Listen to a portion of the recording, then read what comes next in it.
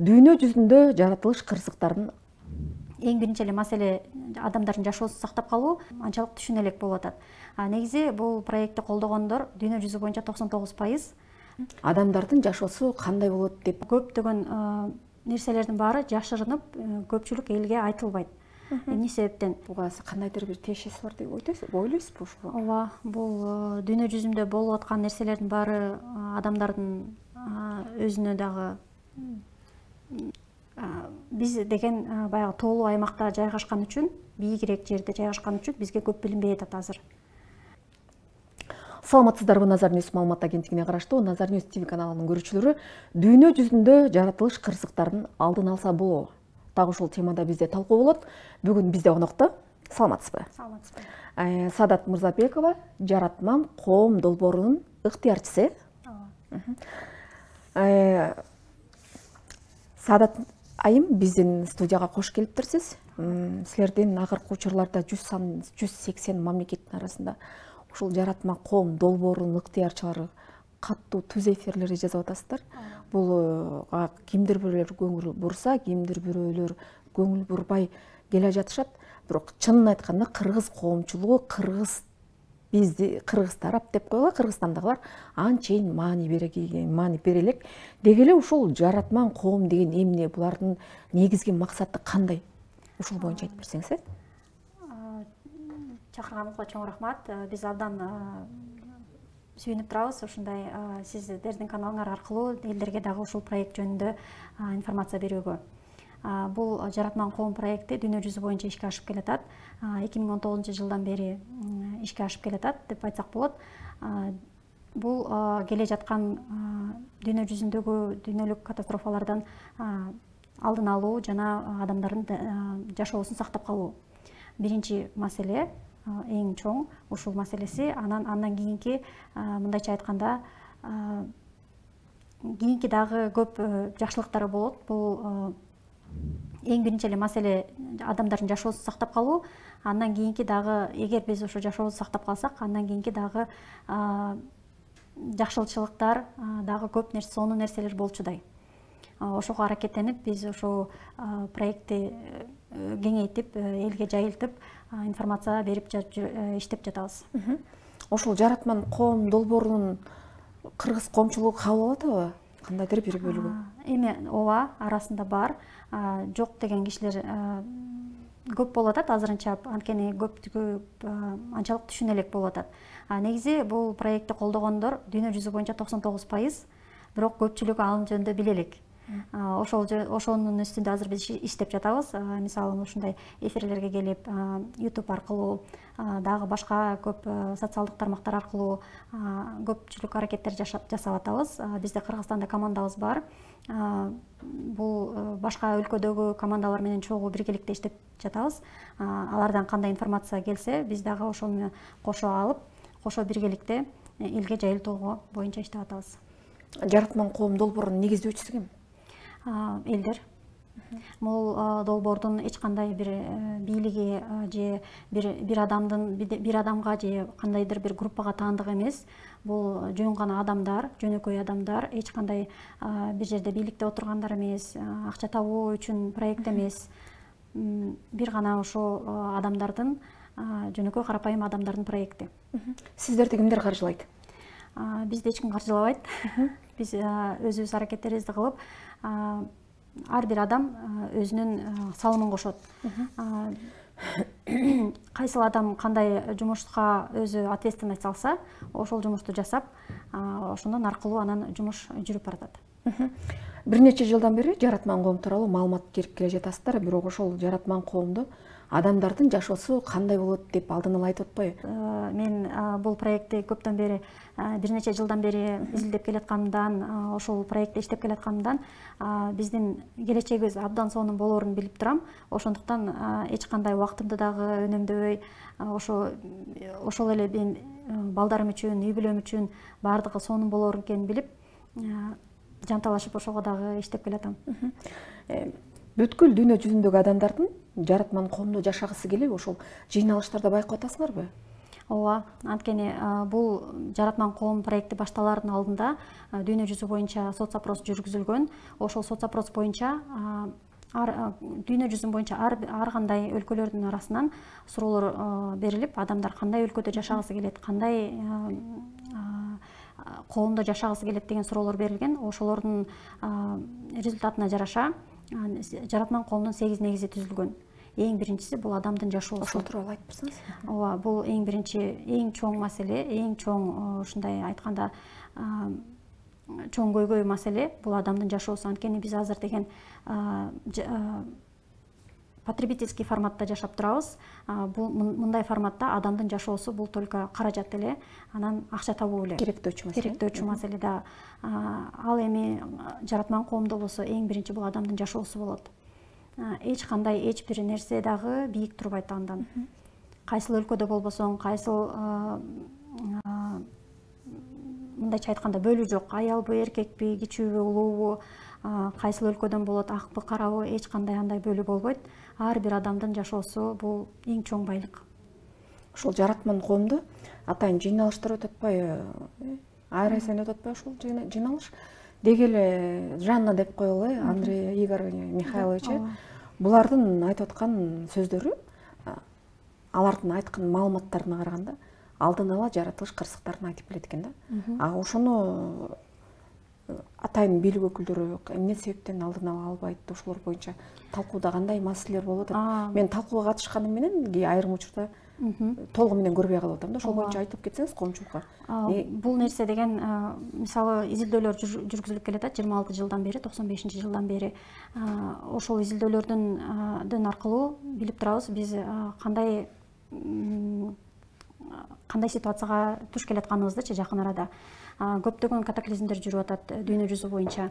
Ошонун баарын изилдеп, эсептеп келишкен. Анан бул нерсенин баары 9 жыл мурун эле айтылган.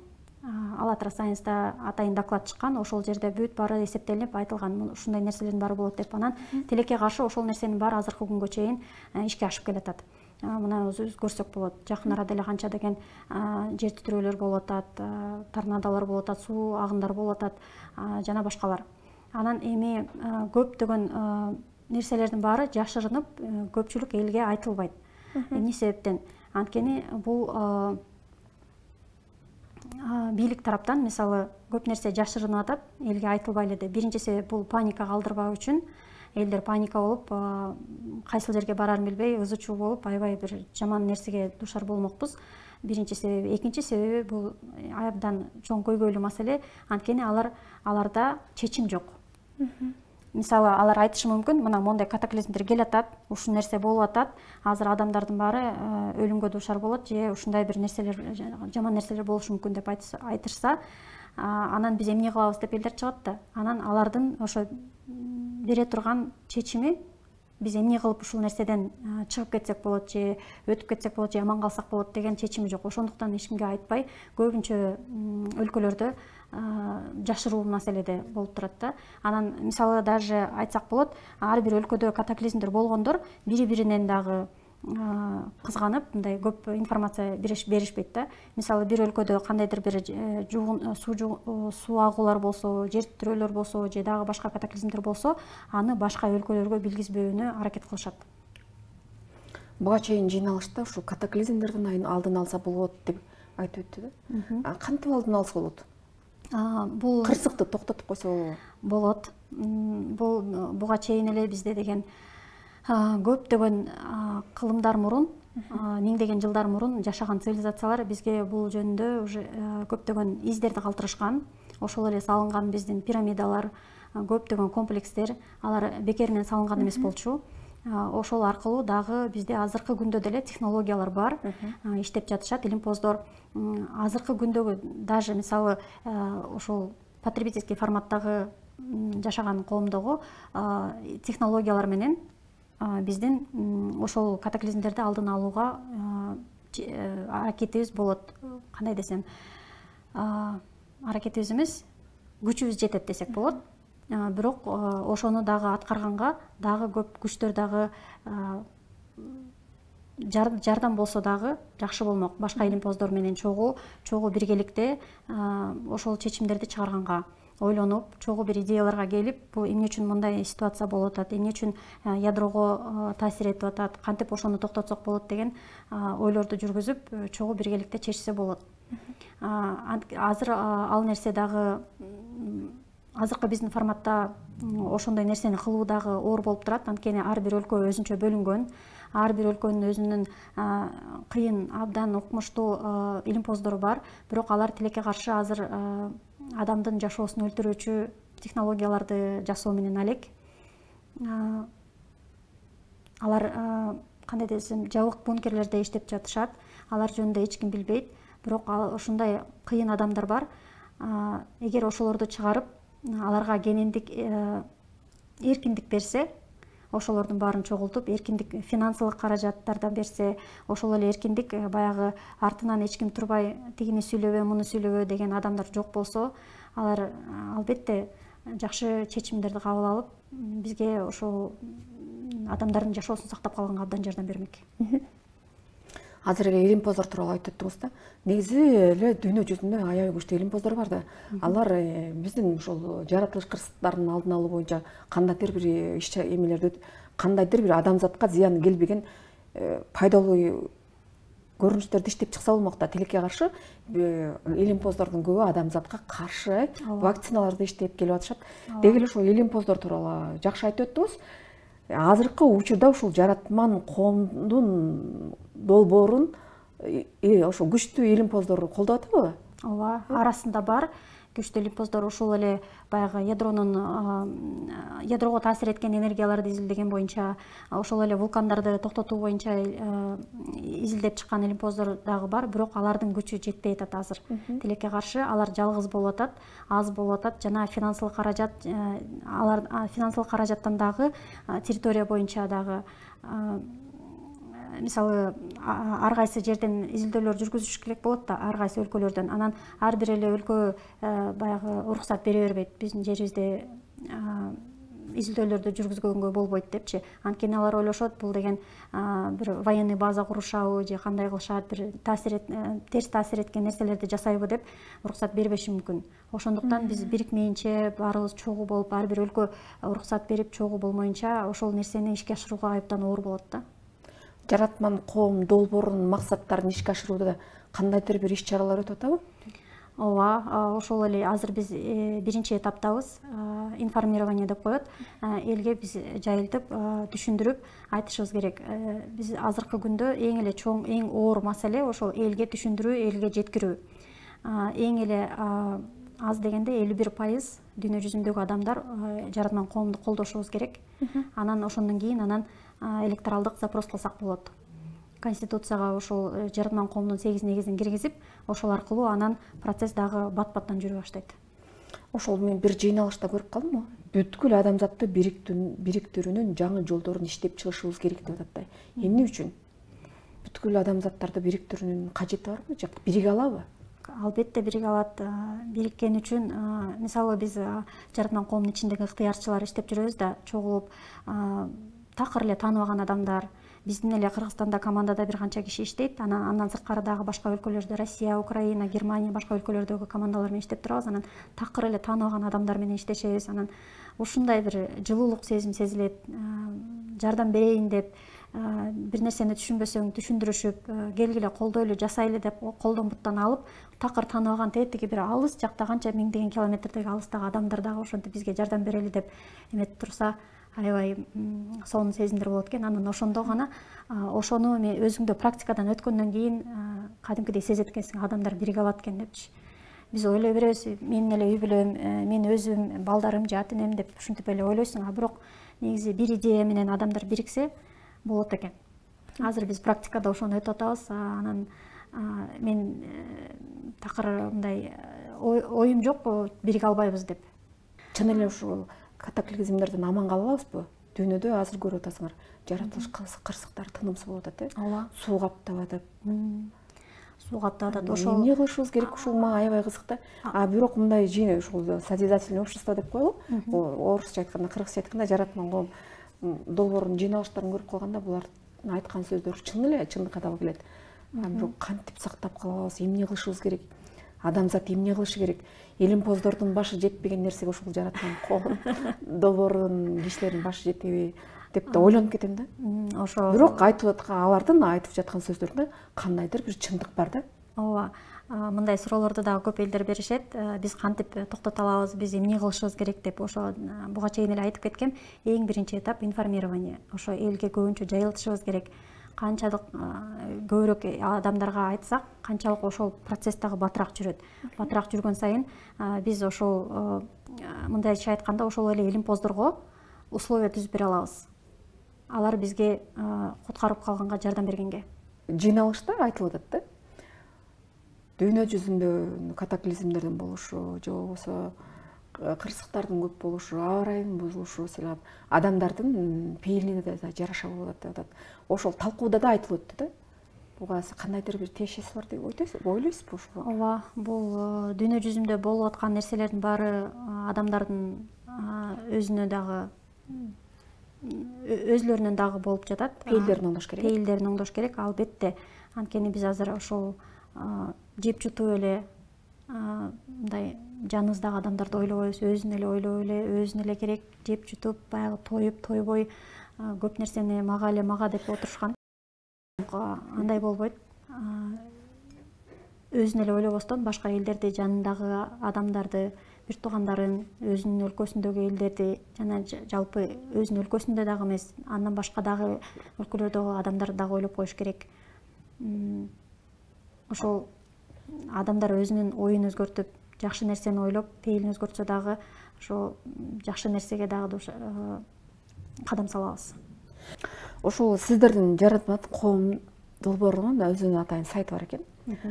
Климаттык кырсыктардын дүйнөлүк картасы түшүптүр да. Ооба. Ошол боюнча айтып берсеңиз. Баягы айтпадым беле, 9 жыл мурун доклад чыгарылган. Ошол жерде айтылган нерселердин баары тилекке каршы баары ишке ашып келатат. Анан ошол жерде эсептелген нерселердин баары картага түшкөн. Кайсыл жерде кандай катаклизмдер, кайсыл количествода болуп атканын көрүп турса болот. Ошол жерде биздин Кыргызстандагы бар, Казакстандагы бар, дагы көп өлкөлөр. Эми мындайча айтканда, баягы океанга жакын өлкөлөрдө көбүрөөк кырсыктар болуп атат, анткени сууга жакын. Аякта баягы цунамилер болушу мүмкүн. Жердин астында дагы вулкандар жаралышы мүмкүн, анан жердин сыртында дагы вулкандар болушу мүмкүн. Кылып мындай айтып өтсөк, биз деген баягы тоолуу аймакта жайгашкан үчүн, бийигирээк жерде жайгашкан үчүн бизге көп билинбей атат азыр. Бизде деле болуп атат суу жүгүрмөлөр, баягы жер титирөөлөр болуп атат, бирок анчалык көп билинбей эле башка өлкөлөргө караганда. Ошол эле мисалы Исландия, деңизге жакын өлкөлөргө карагандачы. Бирок баягы башка жерде эле болуп атат деп отура берген дагы болбойт. Ал баягы сөзсүз бизге дагы тиет да. Эгер биз эчтеке кылбай, унчукпай, эми өтүп кетер деп отура берсек. Кечиресиз, сиз жаш эле экенсиз, бирок ушул жаратман коом долбоорунун ыктыярчысы болуп келдим деп атпайсызбы? Бирок бул көрүнүш, бул тема абдан оор, жеңил желп эмес. Анткени дегенде 180 мамлекетти косутуп, 180 мамлекеттин ушул кайдыгер эмес калкынын башын бириктирип атат да. Эмнеси кандайча ушул долбоорго келип калдыңыз? Бул проектке келген нерсем бул биздин бир таанышыбыз бар болчу. Ошол Россиядан келген бир адам. Ошол нерсе бизге көп нерсени үйрөтүп, баягы руханий жашоо боюнча көп нерселерди үйрөтүп, анан ошол киши аркылуу тааныгам, ушундай проект бар экенин. Андан кийин өзүм дагы ошо Игорь Михайлович менен передачаларды көрүп, анан ушундай бир чындык экен, жүрөккө тийчү нерселерди айтат. Ошолордун баарын көрүп отуруп, изилдеп отуруп, анан мага дагы аябай жашоомо таасир этти десем болот. Аябай ой жүгүртүм, мировоззрение башкача болуп калды. Анан баягы башка өлкөлөрдө дагы ушунчалык көп ыктыярчылар иштеп жатканына, аракет кылып атканын көрүп, эмне үчүн биз дагы андай кылбасак болбойт. Мен ойлоп турам, азыр мисалы биз эч нерсе кылбасак, канчалык аракет кылып өзүңдүн жашооңду эле ойлой берсең, баары бир нече жылдан кийин анын баары жок болуп кетиши мүмкүн. Мисалы баягы эле материалдык нерселерди топтоп, үй керек, машина керек, же дагы бир нерсе керек деп эле чогулта берсек, ал бир нече жылдан кийин жок болуп кетиши мүмкүн. Эгер жок болуп кете турган болсо анын баары эмне кереги бар эле? Азыр мисалы ошого чоң аракет кылганын эмне кереги бар эле? Анткени ага караганда азыр биз мисалы бир аз күч алып аракеттенип койсок, андан кийин биздин келечегибиз абдан сонун болгонго абдан чоң үмүтүбүз бар. Саадат айым, жалпы кыргыз коомчулугуна ушул жаратма коом долбоору боюнча бир аз болсо да түшүнүк бергениңиз үчүн чоң рахмат. Бир гана Кыргызстан эмес, кыргыз эл эмес, дүйнө жүзү тынч болсун, ошол жалпы дүйнө жүзү ушул жаратылыш кырсыктарынан сак болсун. Сизге дагы ийгилик. Рахмат.